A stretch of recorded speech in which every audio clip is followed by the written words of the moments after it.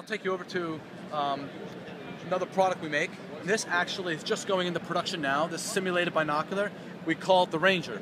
There's, our company has made, in addition to head-mounted displays, our expertise is really any near-to-eye display product. So really, as much as it may look different than a head-mounted display, this is a combination of electronics, micro-displays, high-performance optics, and really it's much like a head-mounted display you can hold in your hands. But the specific reason we develop a product like this is customers come to us with a need to simulate other optical instruments that are used in the field. Those could be rifle scopes, they could be laser rangefinders, they could be binoculars. So developing a virtual binocular fits into a number of applications where users need to operate real binoculars in the real scenario, but they need to train. They could be in a dome trainer where they're looking up at the sky trying to spot aircraft. Obviously, they can't use real binoculars in a dome. They use virtual binoculars on a separate channel off the image generator. They can zoom in, get a magnified image of enemy aircraft in the sky, call out position, location to other personnel they're working with, and they could operate a training scenario with simulated binoculars as if they're in the real field. And we're getting well, actually, this is the same database. This is not being tracked with this binocular right now. Okay. But when I look around, I have the ability to see the database that you see on the monitor. I can get my position, my heading. I can look all around 360 degrees.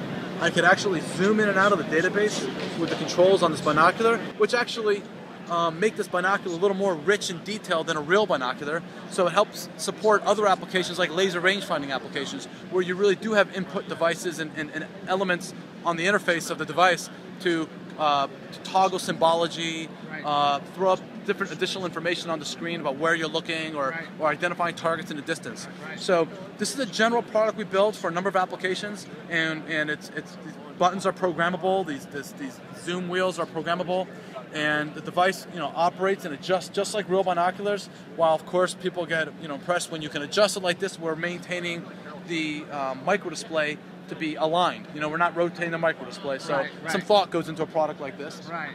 And this is developed again for the general market. It's not for a specific customer. This one we developed to fit a requirement for a more realistic form of binoculars with additional input elements to support some programmability features that our customers were asking for.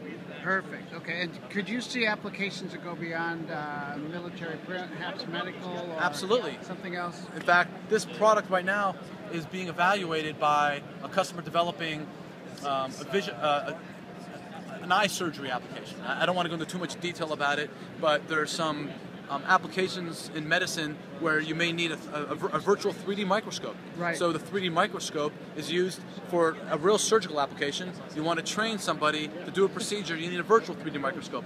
Obviously, it's not going to look like this device, right. But as you can imagine, you package this differently. You package it to look like a medical microscope in the right form factor, make at the right cost, the right features, and you have a virtual microscope that a doctor or surgeon could use. Right. So definitely. And going in that direction, what is this is your company's expertise? In other words, repackaging for specific applications and then making it available for the customer. Yeah, customers can come to us, and we become very interested in handling these custom cases when there's a production and sort of an opportunity beyond sort of the prototyping phase. Right. It's a lot of companies, small businesses, get very excited about these one-off projects, but we have definitely sort of make an effort to focus on these projects that have production capacity and opportunities outside opportunities, because we're a manufacturer. We design products. As you said, we either develop new products or repackage existing ideas into specific form factors to meet a very specific requirement, or sometimes in this case a general requirement. But if it's a near-to-eye display with a specific requirement for an application like we just described, that is definitely something that our company goes after, and it's really in some areas like medical markets and some other areas, it's a growth market for us. These are growth markets. Okay, Mark, thanks so much. It was great, and have a good show. Thank you very much.